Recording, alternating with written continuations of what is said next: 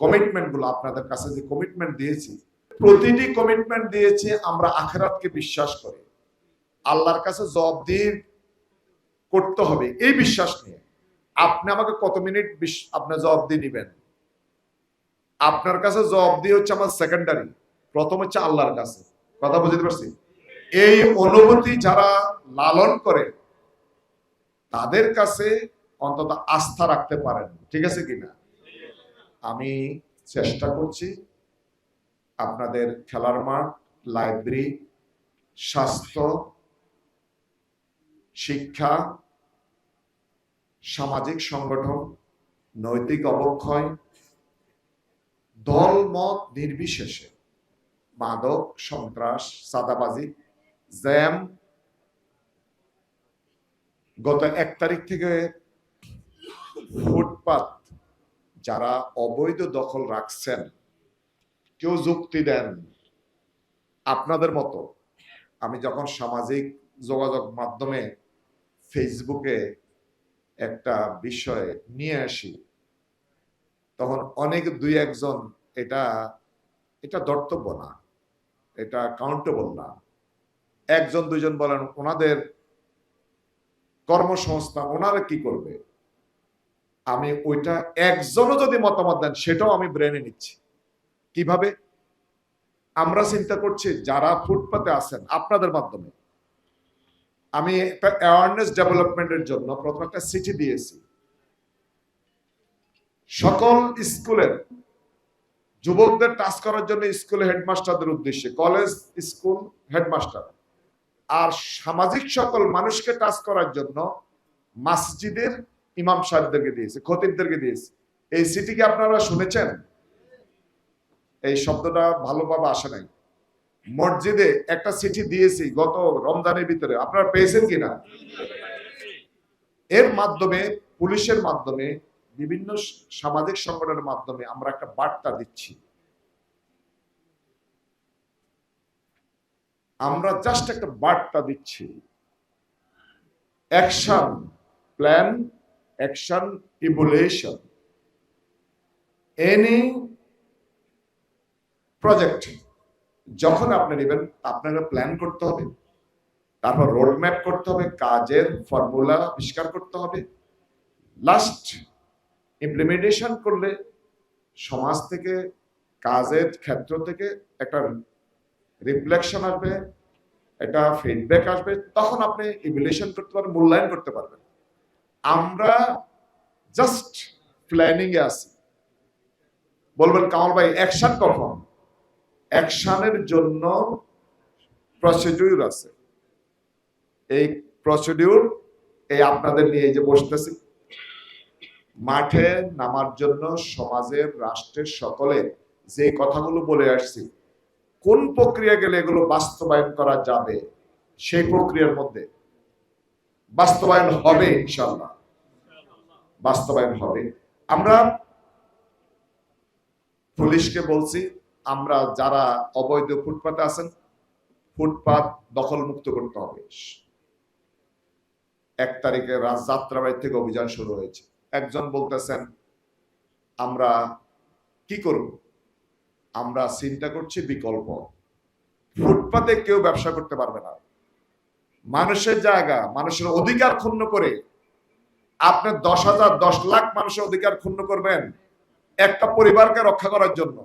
এখন আমি 10 লাখ লোক দেখবো, 1 লাখ লোক দেখবো, নাকি একটা পরিবার দেখবো? আপনাকে এটা চিন্তা করতে হবে। তাহলে আপনার জন্য হয় হলিডে মার্কেট হবে, না হলে নাইট মার্কেট হবে। এই নাইট মার্কেট কোথায় হবে, হলিডে মার্কেট কোথায় হবে, সেটা আমি দেখতেছি, জায়গা দেখতেছি প্রতিটি ওয়ার্ডে। বিকল্প, যিনি ফুটপাতে ব্যবসা করেন, আপনি কি বিক্রি করবেন? কমলা বিক্রি করবেন? হলিডে মার্কেটে যেতে হবে, হয় নাইট মার্কেটে যেতে হবে। এক্ষেত্রে সামাজিক সংগঠন যারা আছেন প্রত্যেকটা ওয়ার্ডে আপনারা শুক্রবার হলিডে, যেমন আমাদের মতিঝিল আইডিয়াল স্কুলের সামনে হলিডে মার্কেট আছে, আমরা এই ধরনের হলিডে মার্কেট করে দিব। তাদের জন্য যারা ফুটপাতে কি করেন, ব্যবসা করেন, এবং নাইট মার্কেট একটা সময়ে তারা সেখানে ব্যবসা করবেন। আমি এটা আপনাদের মাধ্যমে জাস্ট এই প্রথম আমরা দিলাম। কিন্তু কোন ব্যক্তি মানুষের অধিকার দখল নষ্ট মানে আপনার ক্ষুণ্ণ করে ফুটপাতে কেউ দোকান বসাতে পারবেন না, যানজট সৃষ্টি করতে পারবেন না। একজন মানুষ হসপিটালে যাবে, রোগী মারা যাচ্ছে, জ্যামে বসে আছেন। আরেকজন মানুষ একজন স্টুডেন্ট পরীক্ষা দিবে, পরীক্ষায় অংশগ্রহণ করবে, কিন্তু সে জ্যামে বসে আছে। একজন তার কর্মক্ষেত্রে যাবে, সে জ্যামে বসে আছে। আমরা এইভাবে একটি শহরকে অপরিচ্ছন্ন, অপরিকল্পিত, মানুষের সময়ের ঘন্টার পর ঘন্টা মানুষ সময় ব্যয় করবে, এটা হতে পারে না। আমি মনে করি এটাকে একটা শৃঙ্খলার মধ্যে নিয়ে আসতে হবে। আমি এই ব্যাপারে কাজ করছি, দোয়া করবেন। সবাই উপস্থিতি, অনলাইনে জুয়ার কথা বলছেন, মোবাইলে জুয়া, অনলাইনে জুয়া, রাতে ঘোরাঘুরি, ক্যাসিনো। হ্যাঁ, আমরা আমাদের সমাজে প্রতিটি যুবককে, প্রতিটি মানুষকে, প্রতিটি ছাত্রকে তারা যেন এই অবৈধ এবং অনৈতিক, অসামাজিক এবং শৃঙ্খলা বিরোধী, আইন বিরোধী কোনো কাজে যেন না জড়ায়। এই কারণে আমরা বলছি খেলার মাঠ, এই কারণে বলছি খেলাধুলায় সকলকে উদ্বুদ্ধ করা। সেক্ষেত্রে মাঠ যদি আমরা ঠিক করে দিতে পারি, আমরা আশা করি কিছু হইলেও কমবে। কি বলেন? সেই কারণে সাথে সাথে নৈতিক মোটিভেশন আমাদের দরকার। সময় তো উপস্থিতি, আমরা আপনাদের এখানে যতগুলো প্রতিষ্ঠান এখানে এসেছেন, আমি আপনাদেরকে বলবো সকল প্রতিষ্ঠানগুলো আমরা সকলকে ধন্যবাদ জানাচ্ছি। একজনে দাবি করেছেন মাঝে মধ্যে টুর্নামেন্ট, মাঝে মধ্যে আমাদের সাথে বসা। আমি আপনাদের সাথে একমত। আমাকে যখন ডাকবেন আমি আপনাদের কাছে চলে আসবো ইনশাআল্লাহ। আমাদের সম্মানিত মোহাম্মদ আলী ভাই সহ এখানে যারা নেতৃবৃন্দ আছেন, আপনারা মিলে উদ্যোগ নেবেন। 14 এপ্রিল, 1 বৈশাখ আপনাদের ছোট টুর্নামেন্টের আয়োজন করেন, অসুবিধা নেই, এখন থেকে শুরু করেন।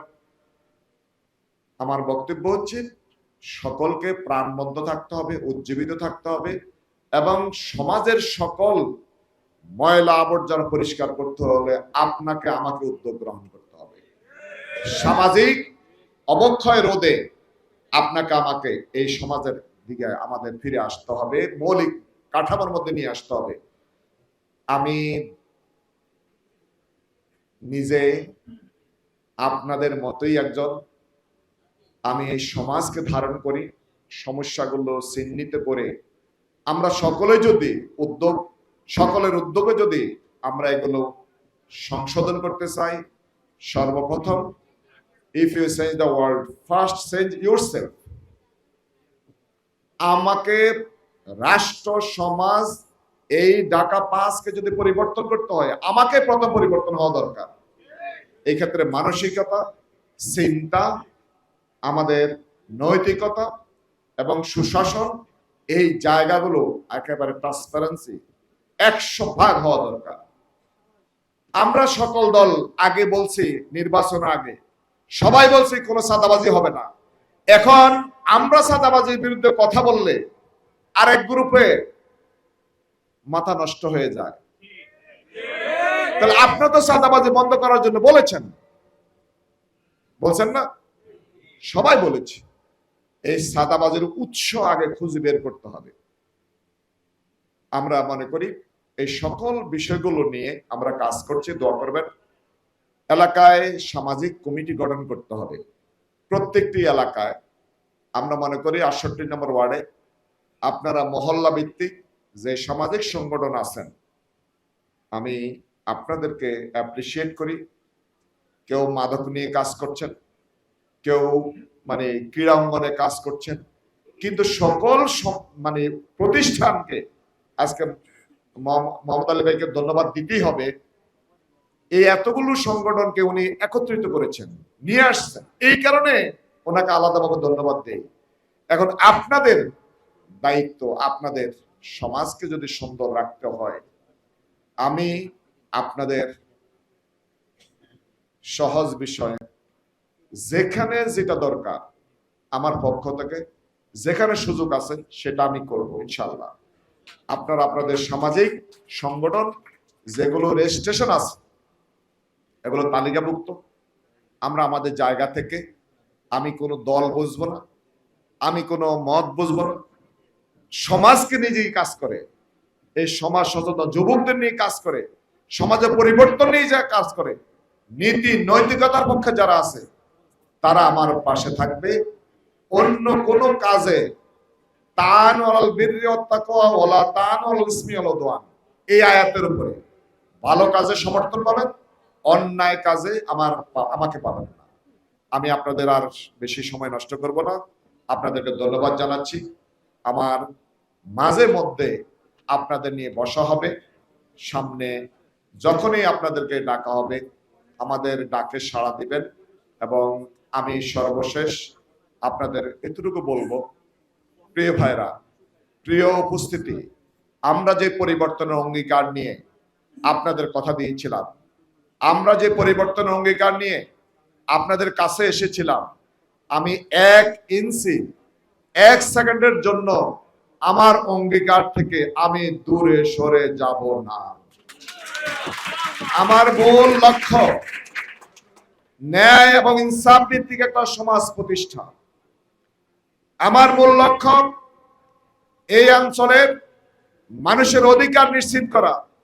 এখানে গ্যাসের সমস্যা, মাদকের সমস্যা, মশার সমস্যা, যানজট এবং রাস্তাঘাট উন্নয়ন থেকে শুরু করে সকল কিছু আমরা আপনাদের নিয়ে পরিবর্তন করবো ইনশাল্লাহ।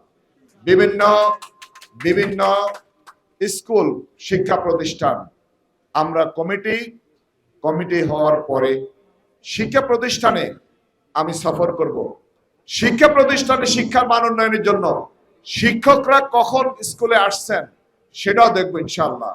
ঘোষণা না দিয়ে আমার কাছে একটা তথ্য আছে, এক স্কুলের, আমি নাম বলবো না, বলছেন শিক্ষক, হেডমাস্টার অথবা হেডমিস্ট্রেস যিনি হন, আমি আবার যদি লিঙ্গ নির্ধারণ করে ফেলি আপনারা আবার এটাকে গবেষণা করবেন, আমি লিঙ্গ নির্ধারণ করব না, উনি রাত্রে 10টা 11টা পর্যন্ত স্কুলে থাকেন, আবার দিনে 10টা কি 11টা 12টার দিকে 1টার দিকে উনি স্কুলে আসেন।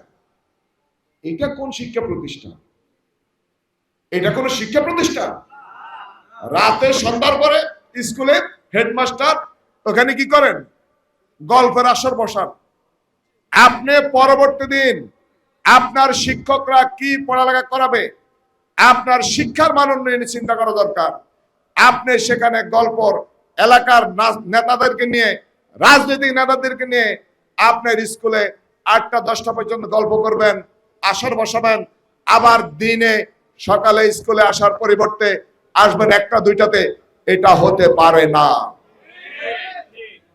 শিক্ষা প্রতিষ্ঠানের মধ্যে চলবে। সম্মানিত উপস্থিতি, অনেক লেট হয়েছে, আপনাদের আর লম্বা না করে আমি দোয়া চাই, আপনাদের সহযোগিতা চাই। আগামীতে পরিবর্তনের জন্য আমরা যেন এক হয়ে একের বোঝা 10-এর লাঠি একের বোঝা। আমাদের আগামী সিটি কর্পোরেশন নির্বাচনে আপনাদের উন্নয়ন, আপনাদের অধিকার যদি নিশ্চিত করতে চান, তাহলে সিটি কর্পোরেশনে যদি কাউন্সিলর প্রার্থী নির্বাচিত না করতে পারেন, আপনাদের অধিকার কি সংরক্ষণ হবে? বলেন। আমরা আমাদের পক্ষ থেকে উন্নয়ন আপনাদের কাছে নিয়ে আসব। বন্টনের দায়িত্ব হচ্ছে আপনাদের। যিনি এখানে জনপ্রতিনিধি হবেন, যিনি এখানে কাউন্সিলর প্রার্থী নির্বাচিত হবেন, তার মাধ্যমে কি উন্নয়ন বন্টন হবে। সেই লোকটা যদি সৎ না হয়, সেই লোকটা যদি কি আপনাদের অধিকার সচেতন না হয়, সেটা কি যাবে আপনাদের কাছে? সেই ক্ষেত্রে আমাদের জনাব মোহাম্মদ আলী ভাইকে আপনারা একজন সচেতন মানুষ, সৎ মানুষ, যোগ্য মানুষ হিসেবে পাবেন। আমি আপনাদের কাছে এই কথা বলে আমি আমার কথা শেষ করছি। আল্লাহ হাফেজ। আসসালামু আলাইকুম ওয়া রাহমাতুল্লাহ।